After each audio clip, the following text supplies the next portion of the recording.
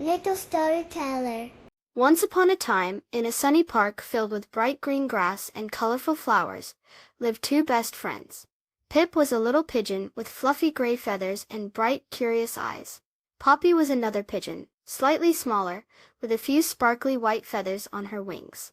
They loved their park, especially the part near the big oak tree, where kind humans often dropped tasty breadcrumbs. One sunny morning, as Pip and Poppy fluttered down to their favorite spot, they saw something new.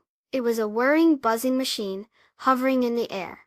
It had shiny plastic arms and a little basket underneath.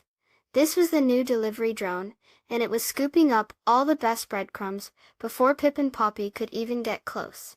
"Oh dear," chirped Poppy, her little head tilted. "It's taking all the yummy crumbs." Pip nodded, his brow furrowed. They needed a plan. They watched the drone carefully. It followed a straight path, up and down, collecting crumbs. Pip had an idea. "Poppy," he whispered, "let's fly high above it and then quickly swoop down when it's not looking."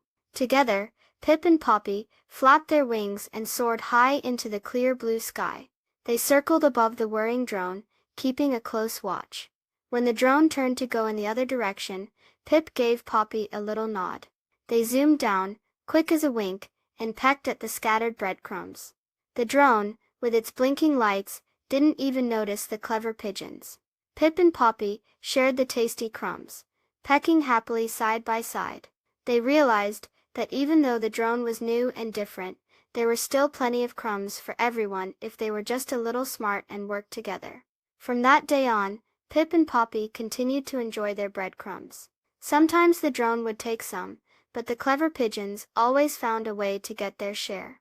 They learned that even when things change, being smart and working together with your friends can help you solve any problem. And that's a very good thing to remember. Please subscribe. Thank you.